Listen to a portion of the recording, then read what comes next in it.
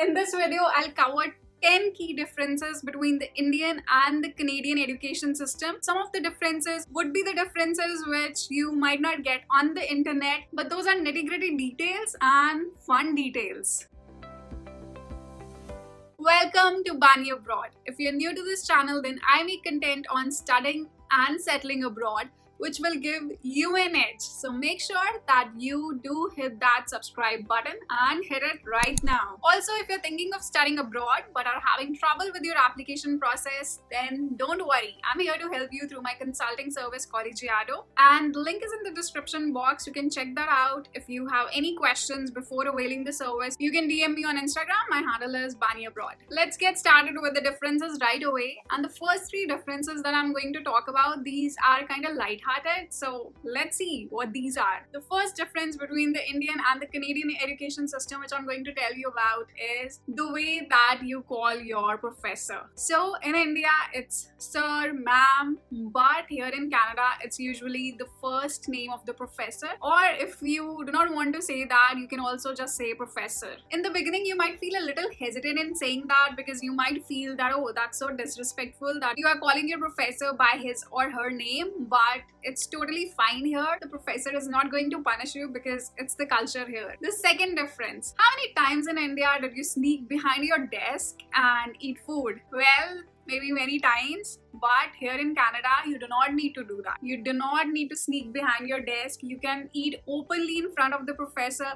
You can drink your coffee or any other beverage or even eat a full meal. No one is going to punish you for that. And this is amazing, and that reminds me, back in India, not in college I think, but in school, there were also a few teachers who would scold you for drinking water without asking for permission. So now it all feels hilarious. What was that? If you're liking these points, you can tell me by pressing that like button. The third difference, you do not need to ask your professors for permission if you want to use the washroom or go out and fill your bottle, or maybe you just walk out of the class. No one is going to stop you. On the flip side, in India, if you walk out of the room without asking for permission, the professor might or might not stop you, but definitely it will be considered rude. Now we are done with these three lighthearted differences. Now let's get serious and talk about exams. Let me know, how many of you watching this video have done this? Studying at the damn last moment. I believe most of us. Only the degree can vary, like someone started studying 3 days ago or someone is studying just the night before. We are all guilty of that.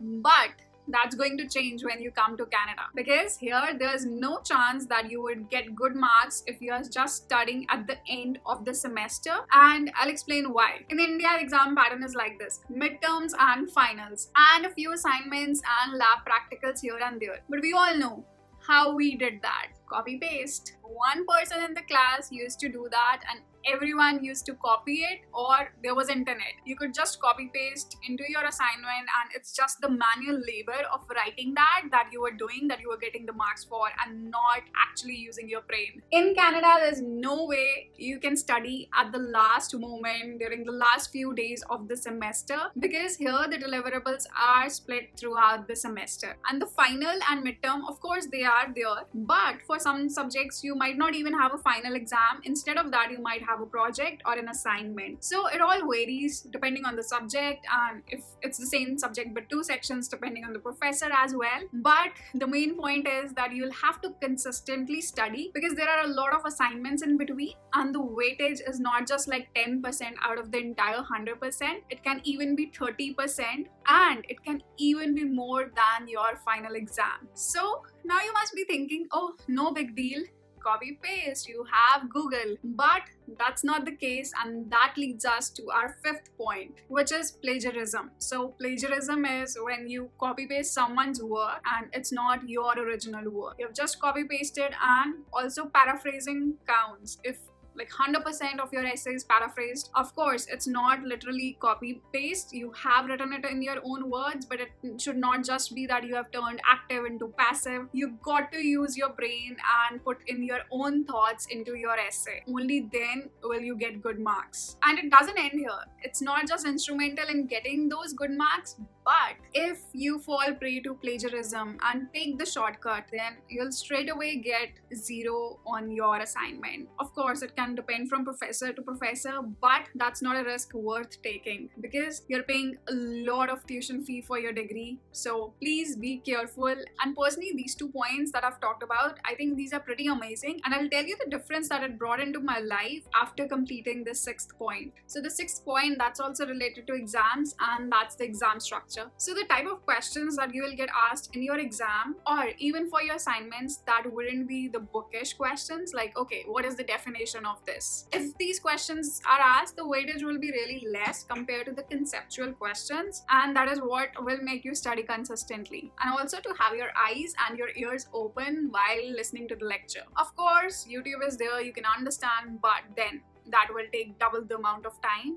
And here, if you are thinking of doing a part-time job and managing everything on your own, then that's a great motivation to be attentive during your lectures. So let me tell you the kind of questions that I was asked during my degree. So I pursued Master of Management. For example, in accounting, we weren't asked about definitions. Instead, we were given 2 companies' financial statements and asked to compare those, or just one company's financial statement and asked to analyze the crucial information and maybe some numericals or some conceptual questions. And one another example that I can give you about is my strategy class. So we did not have a final paper, but instead we had important assignments. So we had to have our own research. We had to study an existing company and devise a blue ocean strategy on that. So the crux of these 3 points is that you'll have to use your brain, and you can't just get away with copying and pasting. And I think now, coming to my personal opinion and my personal experience, I believe that this really helped me in assimilating the knowledge and not just studying at the last moment and vomiting out and then forgetting it forever. I believe that the subjects that I've studied during this 1 year, during my master's degree, it's not that it's just fresh in my mind,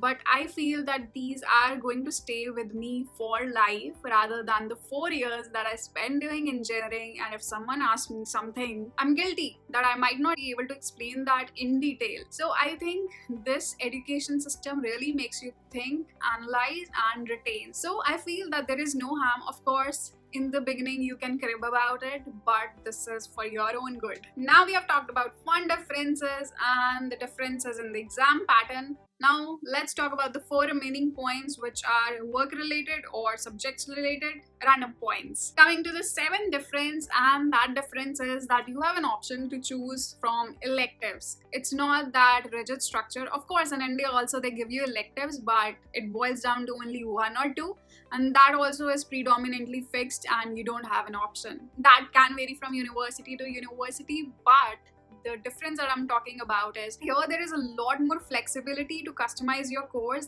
and it's not that this is for undergrad people. So it's not that if you are choosing one particular subject from one domain, medical, non-medical, then it's not that you don't have the option to take a different subject altogether. So if you are interested across conflicting domains, then also there's room for you. So here they lay a lot of importance on your personal interest, your individuality, and you are open to choose any courses that interest you and customize the entire degree according to your own taste. Coming to the 8th difference, and that is regarding the culture of working while studying. In India, you'll hardly find anyone working while studying. We do not even think of that. But here in Canada, you'll see that it's completely normal, and it's not just international students who come here because they have to pay their fees, manage their monthly expenses, but also the local students. So it's the culture here that you start working at a young age. Of course, it's part-time, you are studying simultaneously. There's no shame associated with any kind of work, whether it be cashier, manual labor, nothing is considered of a low level. Point number 9 is all about hands-on experience. So in Canada, you'll see a lot of opportunities for you where you can put your theory into practice. One way is through your co-op. Of course, there's a parallel that exists in India, and that is your internships during your college year, 3rd or 4th year. But here, even if you do not have a co-op in your program, there are a lot of programs which provide you a subject. Like my degree was just a 1-year degree. We did not have any co-op, but in my final semester, there was this one subject. It wasn't a subject, but of course there were credits associated with it. It was the enterprise consulting project. So along with the other subjects, we also had to work on this project, and this project project, it was not an assignment, but we got an opportunity to solve a real business case and also give the recommendations, and we worked directly with the CEO of the company. So I think that this was a great experience, and it was that you also learn professionalism, how you conduct yourself at work. You will see a lot of programs offering this kind of exposure to students. Now coming to the 10th and the last difference here, and that is the difference in private and public schools here. So in Canada, the education of children is free in public schools, and it's not that only a few people who can't afford the private schools go there, but since public schools are good here, no one thinks twice when it comes to sending their kids to a public school, because the level of education is really good. And of course, private schools would be a lot expensive, and people feel that the education in public schools is good itself, so why spend that extra money, right? Enough of me talking about stuff. Now it's your turn to tell me down in the comment section which is that one point that you're really looking forward to, and I'll get to know what my YouTube fam thinks. The engagement really matters, so please don't be lazy. Just click that like button and smash that subscribe button right now, and don't forget the bell icon as well. Until my next video, take care and stay happy. Bye.